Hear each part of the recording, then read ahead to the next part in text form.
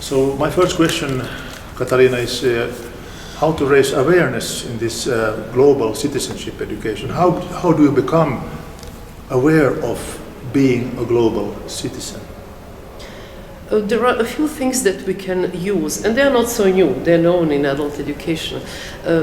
First one would be give people information, but not any, not let them just, press the button and Google whatever, but help them, guide them through the good sources, and make them aware about the global problems. Make them also feeling that they are part of the global world. Make them feel that what's going on another part of the planet relates to them. But this is only the first step. I think the second step, which is even more important, is give them the feeling that it's also their responsibility. And they have their share of responsibility and action in that. So it's not only about being sensitive and have empathy what's going on around the globe, other people, other countries, and so on, but also knowing that we are all in the same boat and prepare them for action. And action means not only information, not only knowledge and skills, but also values and attitudes, the thing that will make people act. So it's not enough that we, cry over what's going on in some countries, in troubles and so on, but also go deeper to the roots, and that's what we can do in adult education.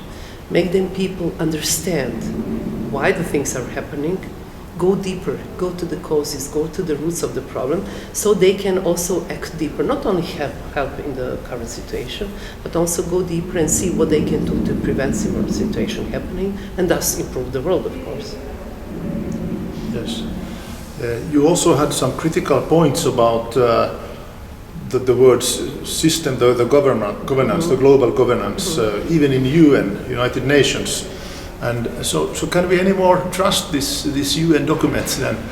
I mean, if you think about Dag Hammarskjöld, the Swedish Secretary General, who I admire really much, I think he's one of the big philosophers in this institution. But still, I mean, is there any kind of idealism left in the United Nations system if they are corporative, they are working for the corporates, as you explained in your speech today. So how can we fight this kind of corporatism that even in this UN, how can we use the Agenda 2030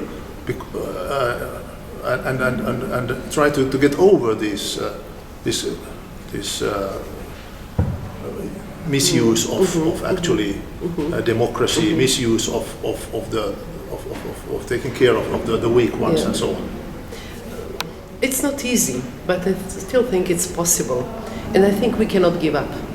UN is the last multilateral space we have.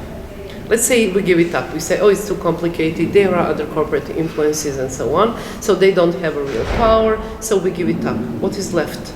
The world where we will look for a country or countries that will play a big sheriff or something, or leave the global governance to World Bank, International Monetary Fund, or some similar organization.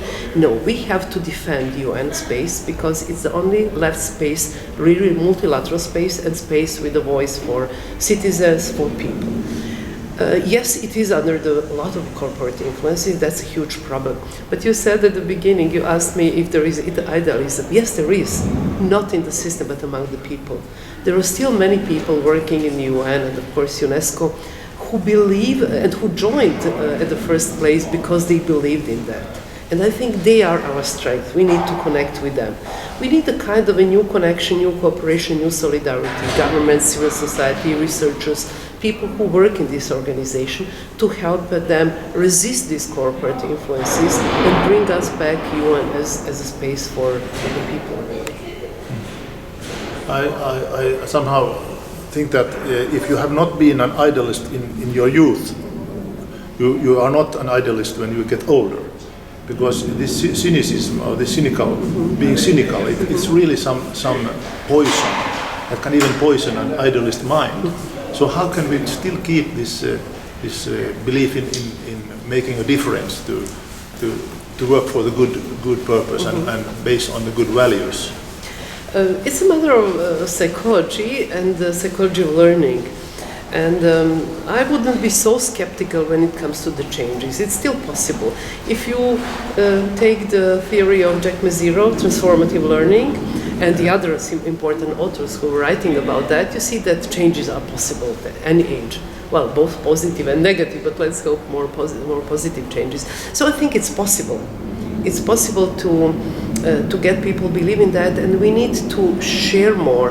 There is a lot of sharing nowadays. There is a flood of information, but mostly negative, probably because they have popularity, you know. So all the big problems, conflicts, wars, killings, and so on, they are shared around the globe immediately. We need to share more positive experience and positive things, because there are many of them. There are people, there are movements, there are organizations, there are initiatives who are doing wonderful things. We need to help them to connect more, and we need to share their experiences many more. Because there is nothing that is so successful as a success, you know, the old English proverb. So showing people that it can work, and then being cynical, well, sometimes it's psychologically seen, it's expression of our state of being without power. So showing that we can change things, and that would empower people, and I believe overcome skepticism and bring them some hope through, of course, connecting with the others as well.